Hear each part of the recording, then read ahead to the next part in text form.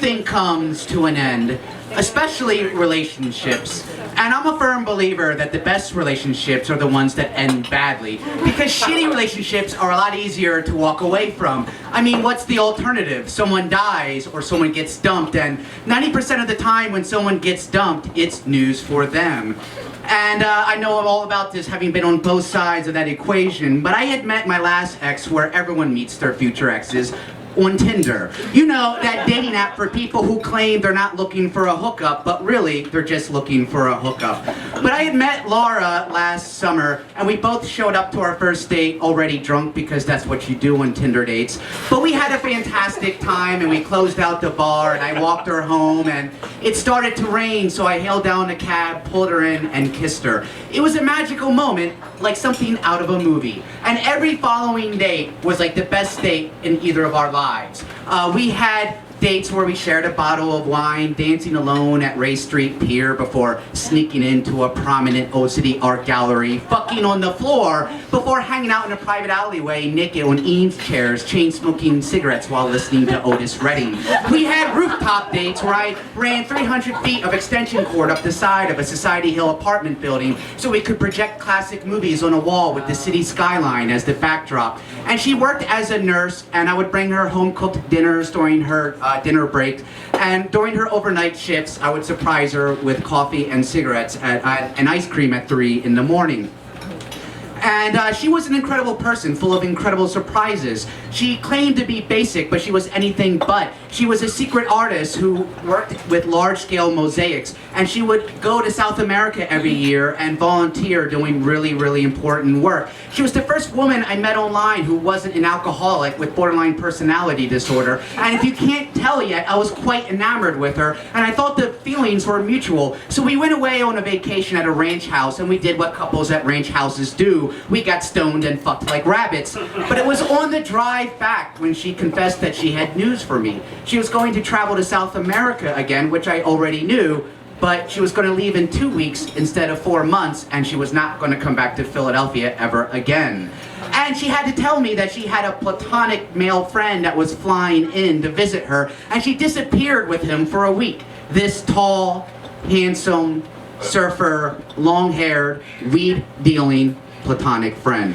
So she disappeared, and I saw her about a week later. It was the last time we were going to have dinner, and I poured my heart out to her, and then she looked at me and in her Minnesota accent said, "Oh geez, oh God, no, oh no." I hate this part. I feel like maybe I make people feel like they mean more to me than what they really do. Oh geez, Greg, I could never be serious with a guy like you. You're fun and all, but I'm traveling, and when I'm traveling, the fun of it is to date men I would never date back home. I just wanted a summer fling. So all of this was news for me, but I had news for her.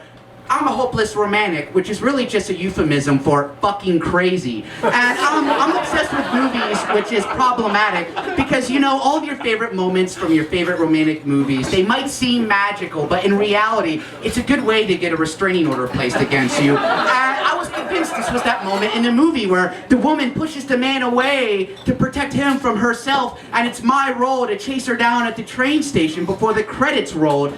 But I have some news for you. In reality, when a woman outright rejects you, the last thing she wants is for you to chase after her. But I had been working on these paintings of her all summer long, and I was going to bring them to her the night before she left the city. And one of my favorite movies to say anything, so I was going to bring this giant fucking boombox and play our song. And I had told my friends about this plan, and they all said the same thing. "Oh, Jesus Christ, Greg, you're a fucking nut. Don't do this.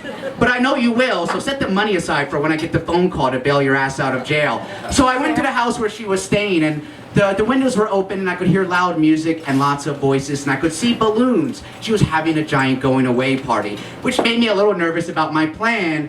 So I was kind of pacing around outside, and I know that doesn't sound creepy at all, but I decided that her friends like me, and so I'm awesome, and they're going to agree this is romantic. So I text her to come to the window, and I lift the boombox, I put it up over my head, and I play her song, and I wait, and I wait, and I wait. So then I call her, and I can hear the phone ringing in the window, and I can hear her saying, "Oh shit, Greg's calling, what do I do?" And I hear someone else say, "Just ignore him." And then I see her two friends walking down the street, and they see me, and they look scared, like they just spotted a fat middle-aged man masturbating in his car with a slice of cheese. So I decide, I'm just gonna leave, someone gets it. So I'm just gonna leave these paintings here and go home before I get into any more trouble. And I knew then that I was her crazy ex story. I was the geek show story that she's gonna tell future Tinder hookups over beers.